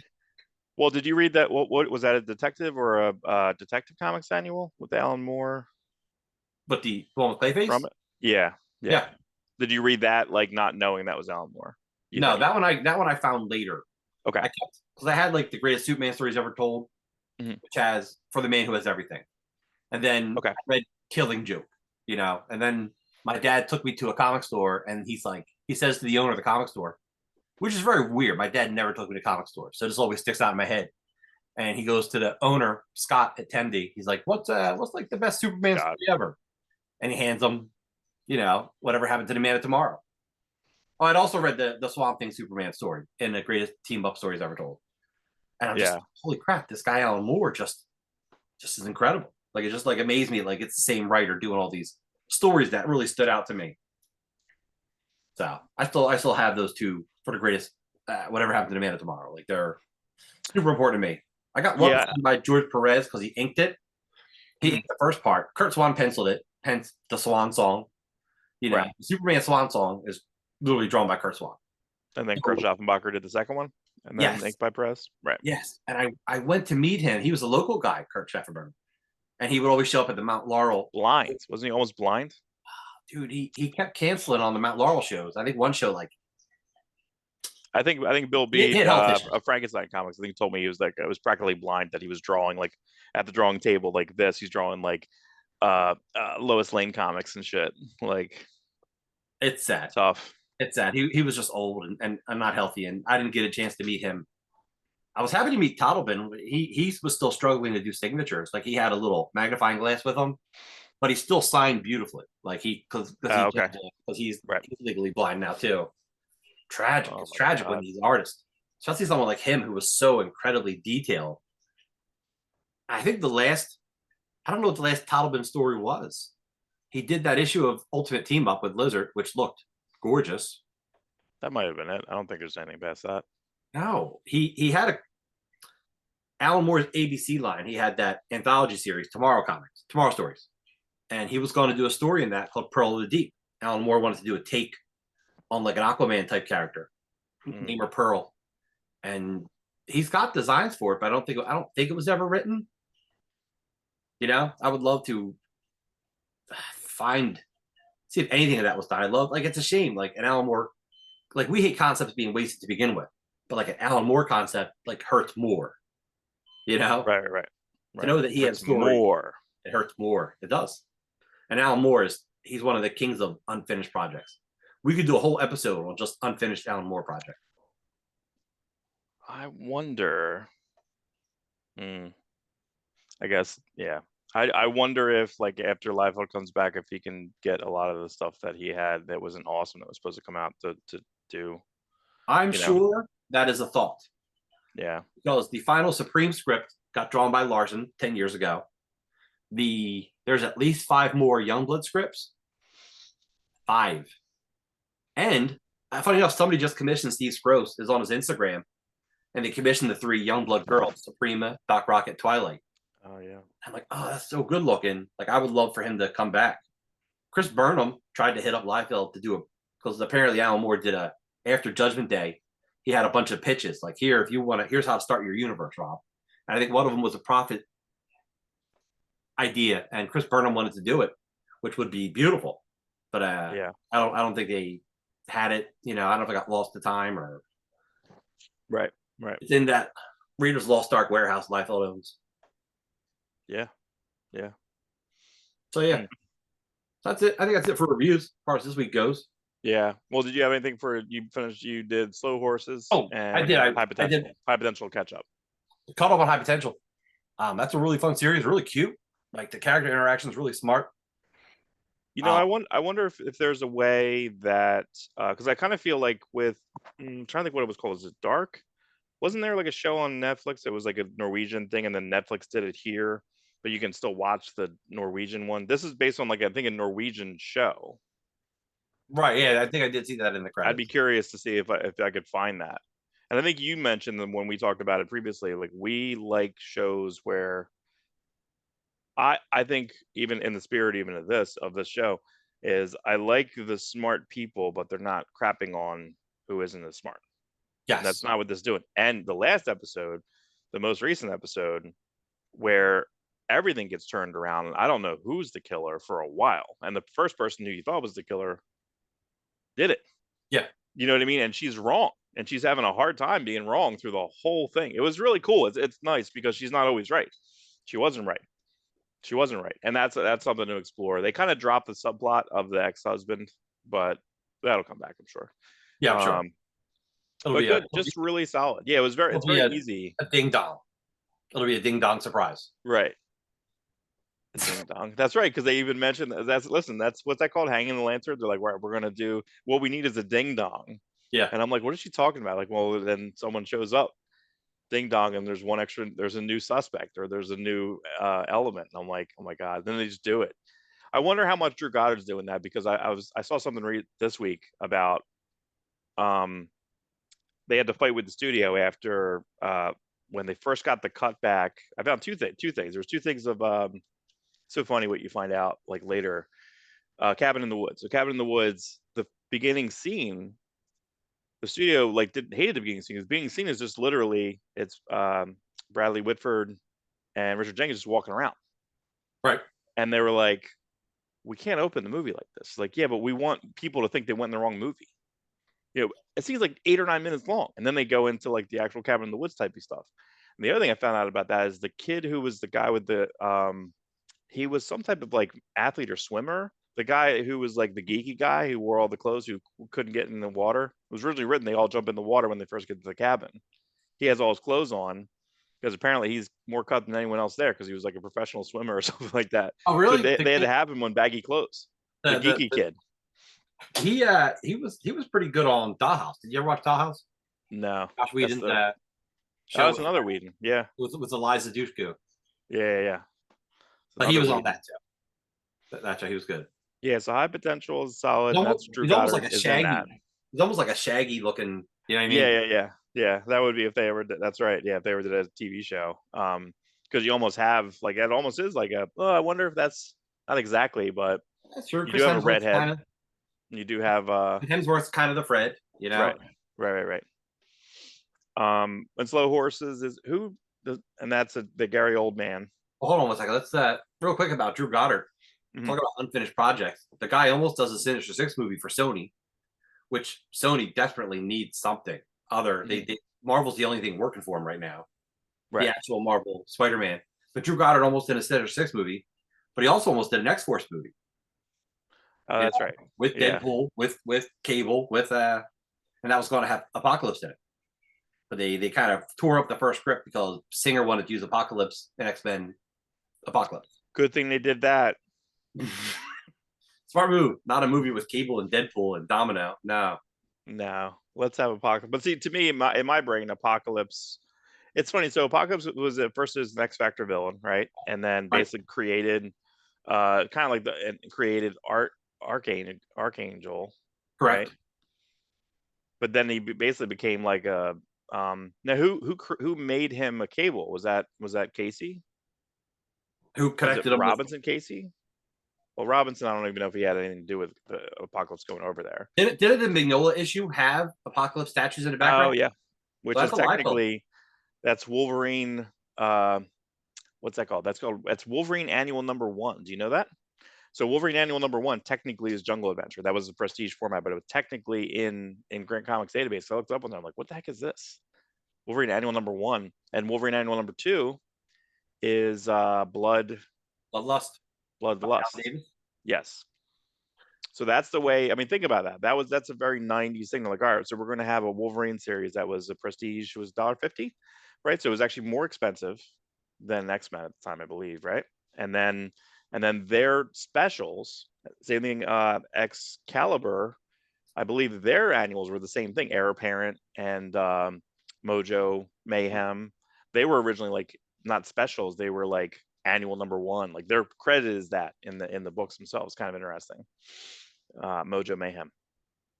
So, but yeah, all around. Plus, Cable's ship was Professor, which we found out was the celestial ship from X Factor. So I think Liefeld always had the Apocalypse stuff intertwined with Cable from the get-go. Right. And then that was, I just got that. Casey did double down on it. Yeah, I just got that. The end of that. I just got the end of Portacio's run. And the Mignola cover, Mignola again. The Morale saga, like with the Kirk Jarabin interiors, like the end of that, like X Factor-ish run. Good old Kirk Jarabin. There's another guy. Just loved Art Adams and disappeared. Yeah, I think I got something in here. I might have, but I think we have. I feel like he did like a monster book for Image or something, like Creature. It was like weird, like I just have a member. I remember seeing the ad for it. I don't know if it came out. He was supposed to do an issue of Vanguard. Eric Larson and Gary Carlson was Oh Vanguard. yeah. Isn't there art for that? There is a Ad? a promo ad where he's fighting Pitt. It's going to be the Pitt issue of Vanguard. So Yeah, we have to write down. We got to put together like unfinished projects and bring art with it, because we don't bring art with it, people won't. Yeah, I think we're gonna have a component. Yeah, I think that like the next deep dive we'll do my comic pickups, but then I think the following I'm going to try and master a side scrolly thing. I'll work on it. Yeah. I'll try to get it. So I did watch the first season of Slow Horses. Gary Oldman. That's short. 6. So it was something. It's not that many. 6 episodes, about an hour each. Okay. It's good, and people love it. I hear it gets better every season, but like, because most of the cast is unknown. Like one guy, you're like, oh, he's from Lord of the Rings show. He plays this guy. This girl's on the new House of the Dragon show. Like you see stuff because it's all British actors, so of course you recognize some of them. Seen them, yeah. I don't know the other guy's name. You would recognize him. But it was solid. It was good.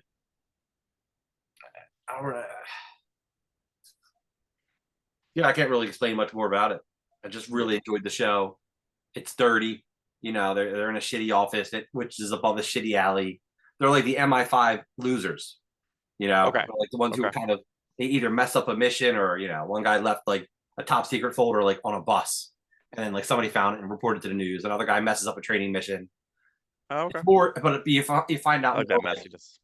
It's messy, but it all connects together, and it's good. I did enjoy it. I give it a thumbs up, and They have season 2 on that. That's out now, right? Season 4's out. Oh my god. I know.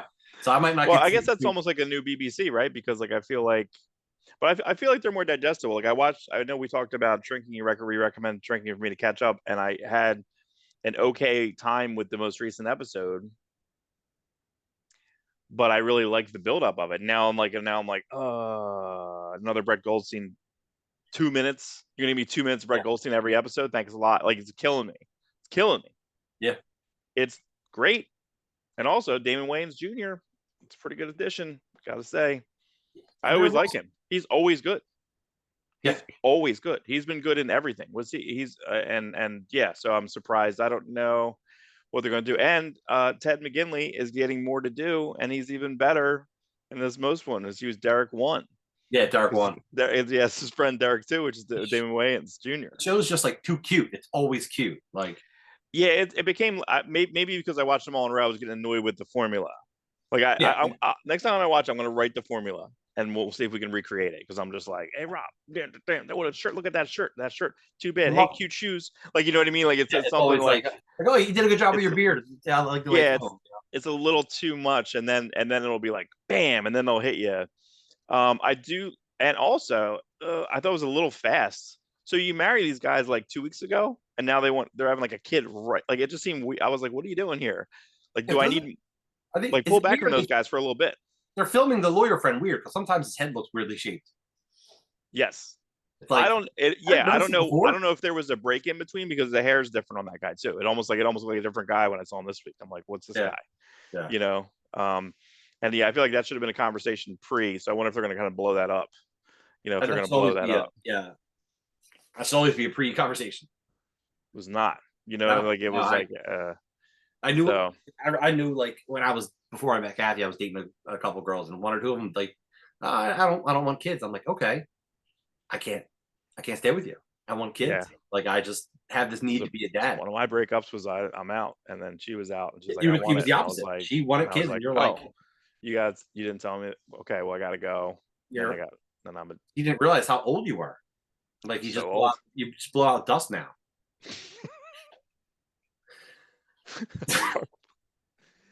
That's horrible and true.